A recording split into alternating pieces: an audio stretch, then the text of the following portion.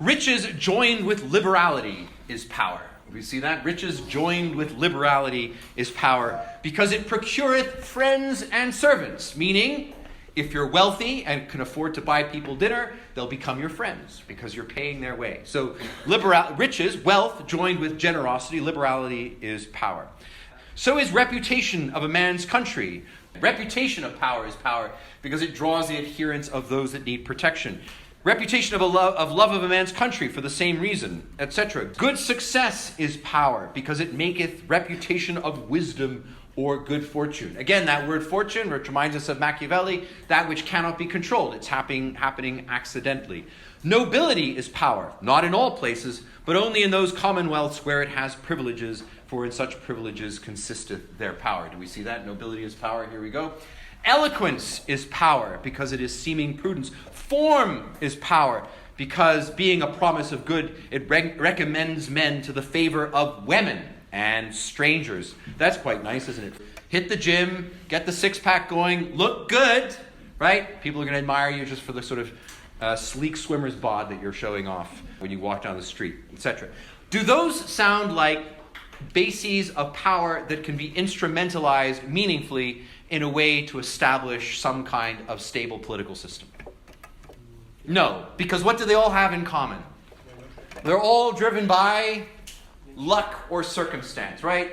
That you're lucky to be good looking, that you're lucky to have money, that you're lucky to have friends, and so on. In other words, these are incidental elements that all collectively together come to create power.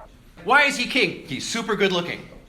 Or why should we listen to what this person said? Well, he bought me dinner yesterday, and he comes from a country that I admire. These are not bases upon which you establish sovereign authority. The things that we think are power.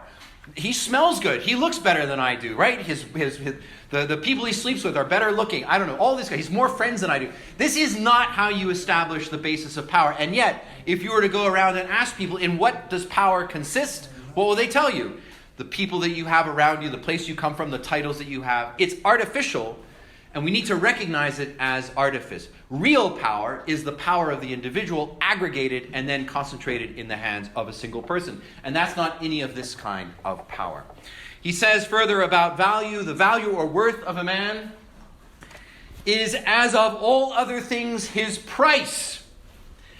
How much are you worth? That is to say, so much as would be given for the use of his power, and therefore is not absolute, but a thing dependent on the need and judgment of another. Your value is not absolute. What's the opposite of absolute? It is relative.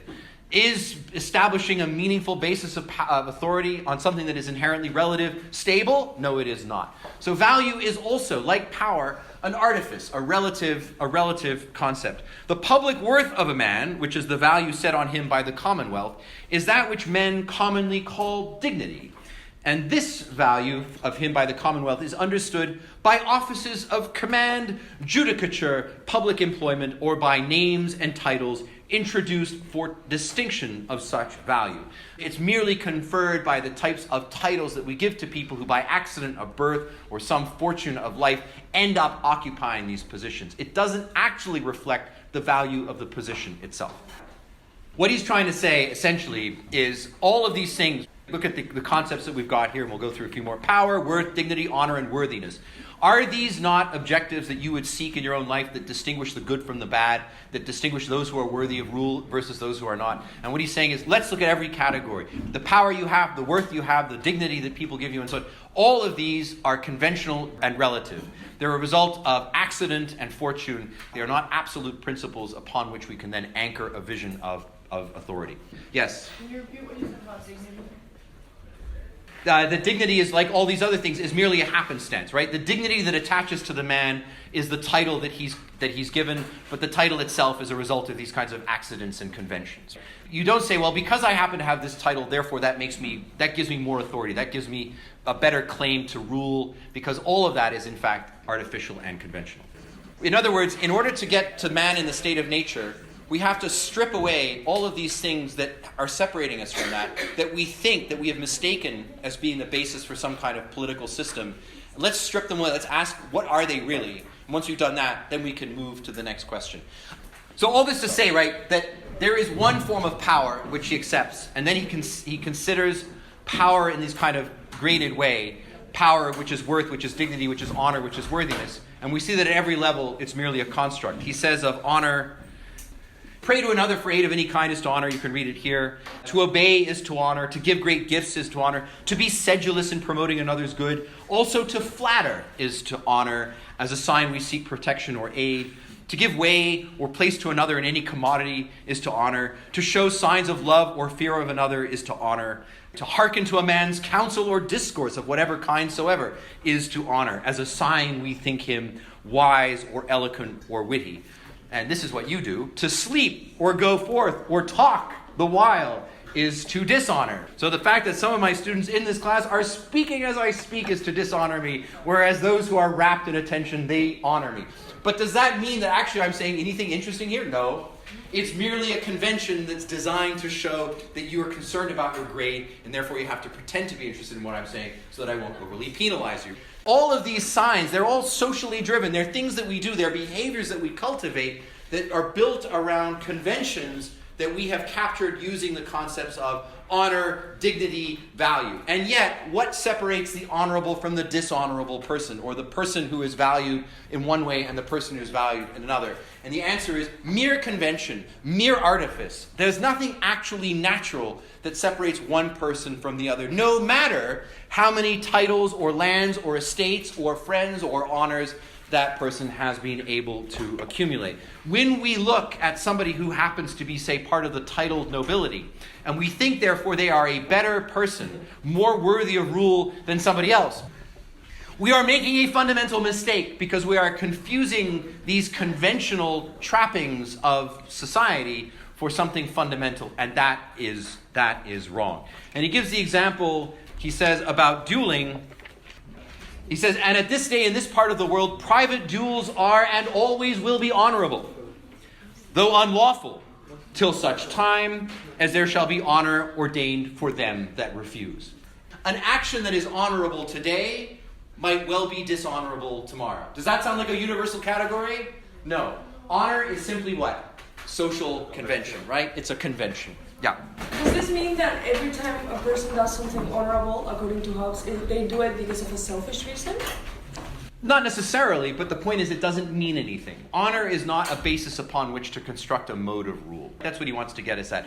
That one person deserves no more or less honor than anybody else. That honor is negotiated via social convention. I mean, if your friend offers to buy you dinner, you may well acknowledge her generosity in a perfectly reasonable way. But it doesn't actually then provide any kind of basis for ordering the state, right? It doesn't provide a basis for ordering human affairs. I want to make one last example of the kinds of humor that when you become a good reader of Hobbes starts to jump out of the page at you, and it comes to the chapter that starts, and the issue of these lords is the great and ancient gentry, the issue in this case meaning the children, right? The children that they have of these great lords, is the great and ancient gentry, for which the most part bear living creatures noted for courage and rapine. Why do we honor them? They fought well in battle and they raped lots of women. This is the kind of point that Hobbes wants to make. When we look at these coats of arms and we think, oh, look at all the power and dignity and honor that they represent, what are we really seeing? People who went around and killed other people and raped their women, right? So this is the kind of convention that we've created that doesn't actually mean anything. And he says at the very end of that chapter, for he is worthiest to be a commander, to be a judge, or to have any other charge that is best fitted with the qualities required to the well discharging of it, and worthiest of riches that has the qualities most requisite for the well using of them, any of which qualities being absent, one may nevertheless be a worthy man and valuable for something else. Again, a man may be worthy of riches, office, and employment that nevertheless complete no right to have it before another, and therefore cannot be said to merit or deserve it. For merit presupposeth a right, and that the thing deserved is due by promise. Fortune determines what you end up with in life. And as we saw from Machiavelli, Fortuna is a woman who must be controlled lest she control you, right? That is not the basis for a stable system. Those who end up with power may not deserve it, or those who do actually deserve to exercise these offices may never end up in a position where they're able to exercise it. So honor and power and dignity and value and worthiness are not distributed in any way that actually measures the natural abilities of the individual. Okay, I'm going to run out of time, so let me skip on the question of manners, other than to note, if we can go a little bit down, I say that in the first place, do we see this? So that in the first place I put for a general inclination of all mankind a perpetual and restless desire of power after power that ceaseth only upon death.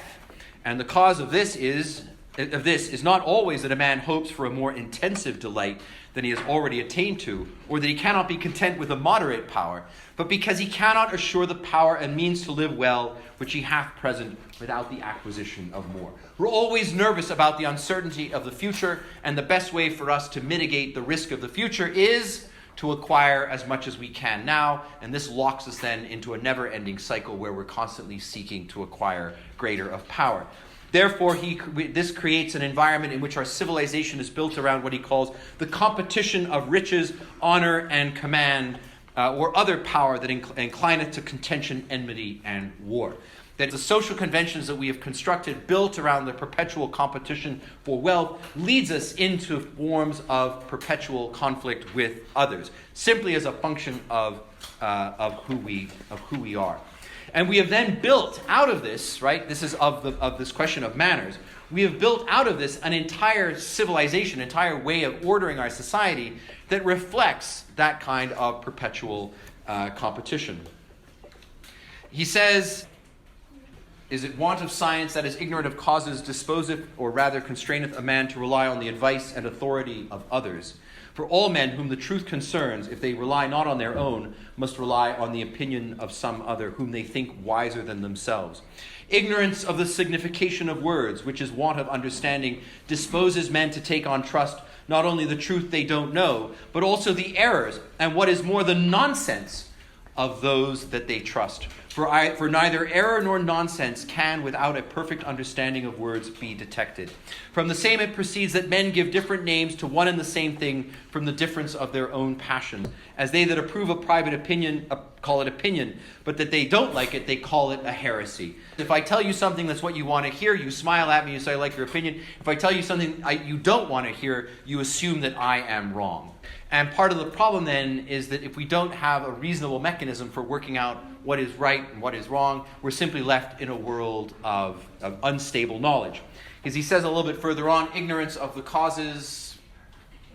He writes, ignorance of the causes and original constitution of right, equality, law, and justice disposes a man to make custom and example the rule of his actions, in such manner as to think that unjust which it has been the custom to punish, and that just of the impunity and approbation whereof they can produce an example. This is an interesting phrase, right?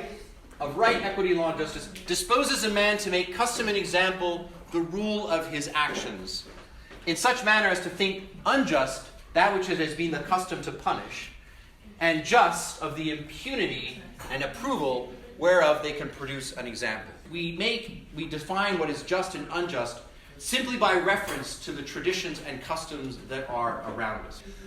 So that our very basis for thinking about what is right and what is wrong is also merely conventional. It is not universal. It's not making claims to some kind of universal principle. Instead, it comes out as a result of what he calls custom and example. So all this to say that what we're looking at in these chapters is a sort of emphasis on the fact that much of what surrounds us in our existing life, meaning in the sort of 17th century world, that we think of as representing power, authority, sovereignty, is in fact simply a form of convention. And as such, because it's simply convention, therefore it is not permanent. It can easily be replaced by another convention. I want to very quickly, I'll skip the chapter on religion, since we don't have time to get into it, and I wanted to talk about the last bit, and we'll pick up our discussion from there. But I will note, he says, why does religion exist? Because we are inquisitive and curious beings. And therefore, when we see something, we want to know why it happened. We're interested in the causes of events. He says, man observes how one event has been produced by another and remembers them in antecedents and consequence. We think in terms of cause and effect, cause and effect, cause and effect. And when he cannot assure himself of the true causes of things, for the causes of good and evil fortune, for the most part, are invisible. Why was I born? Why did my mother die? These kinds of things. He supposes causes of them either such as his own fancy suggests, we make it up, or he trusts to the authority of other men, such as he thinks to be his friends and wiser than himself. That the whole construct of religion comes out of our natural desire to think in terms of cause and effect. And so the role that these religious constructs play is to provide an invisible explanation for the world around us that we see. He says, the acknowledging of one God, eternal, infinite, and omnipotent, may more easily be derived from the desire men have to know the causes of natural bodies and their several virtues and operations than from the fear of what was to befall them in time to come. We created the idea of a first mover because we cannot exist without the idea of a first mover. We can't imagine a consequence without a cause. And so therefore we have created this sort of religious idea to fill in the space that our own minds inevitably create. So that's essentially what and then he has a very funny take on sort of religious practices, opinions of ghosts and things like this, which I will get into because we don't have time. So let me very quickly, in the last 2 minutes, end up with chapter 13 of the natural condition of mankind. So, all we're saying, right, what have we done? All we've said is, in these 3 chapters of power, of manner, and of religion, we're stripping out all of their claims to some kind of universal truth, and we are recreating them or recasting them as merely conventional truths. I believe what I believe by convention. I honor people in the way that I do because of convention. I respect people by virtue of the offices they hold, but that respect is itself conventional. None of it actually speaks to who we truly are as natural beings. All of that is a form of social convention. All of that needs to be stripped away in order for us to then return to this basic question. Who are we really? Who are we really? And if we can answer that question, then we'll have the basis for thinking about how to constitute a sovereign authority. Chapter 13, then, the most famous chapter, perhaps, of the whole book, of the natural condition of mankind, as concerning their felicity, and misery. And you'll note that the emphasis here is on that last word. We're not happy, we are miserable. Because unlike Aristotle, who sees man in a state of nature where we're striving to leverage our political qualities in order to achieve human flourishing, eudaimonia, Hobbes could not have a more contrasting vision. For Hobbes, man in a state of nature has no capacity to flourish. Eudaimonia as a concept is entirely foreign to man as a natural being. Instead, the only thing we are trying to do is to flee or minimize or endure as much as possible misery, because misery is what accompanies man in a natural state. And this is the exploration he engages in chapter 13. And I will ask that when we come back next time that you read it carefully. It's not very long. Basically, his argument is, we can see, he makes the following points. The first point he makes is that all men are equal. No one person is better or worse than another. Some may be stronger or smarter or faster, but in the aggregate, we are all equal, right? No man can make universal claims to being better than all other men. So that if we think about the mass of humanity, the fundamental condition is that we're all basically the same. So this is a kind of radical view of equality. God has not created some men better than others, and thereby use that creation to establish a principle of rule. Who also, if you think about it, who also recognized this basic truth? Plato recognized this basic truth. Because you may remember that the first use of the noble lie inside the Republic is to tell people what? That some are born of silver or gold, some are born of silver, and some are born of iron. Is that in fact true? No. It's a lie. But we need to believe that, because if we're to establish a basis of authority in the Platonic view, some simply have to have, by virtue of who they are, a superior claim to ruling than others. So this is the sort of idea that we see all the way going back to Plato. For Hobbes, telling people a lie is not going to be a good basis for establishing some kind of sovereign system. Let's start with the cold, hard, unvarnished truth of things. We are all equal. For some of us, that's probably a step up. For many people in command, for anyone reading Hobbes' book, that was a jarring notion. For someone of the 5% or 10% of English society that was literate enough to read this book, to think that they were equal to the peasants or the servants who were bringing them their tea. And yet, this is what Hobbes is telling us, that we are all equal.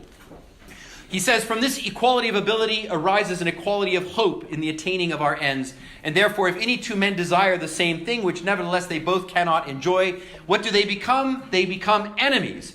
And in the way to their end, endeavor to destroy or subdue one another. What we would call this in economic terms is competition for scarce resources. We both want the same piece of land, we both want the same partner, etc. So we become enemies in our conflict over our competition for that scarcity. As a result, our relationship between other people is not one of confidence and trust and enjoyment. Instead, the relationship that emerges between people who are all definitionally equal is one of mistrust, competition, and hostility.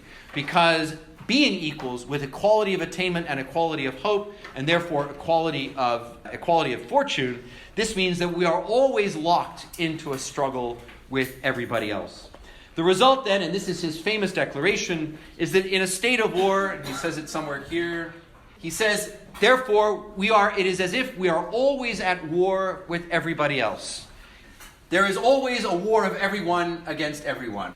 The war of all against all. There is no room for us to maintain peaceful relations with other people. It is manifest during the time men live without a common power to keep them in what he calls awe, meaning afraid, that they are in a condition of that which is called war. And such a war is of every man against every other man.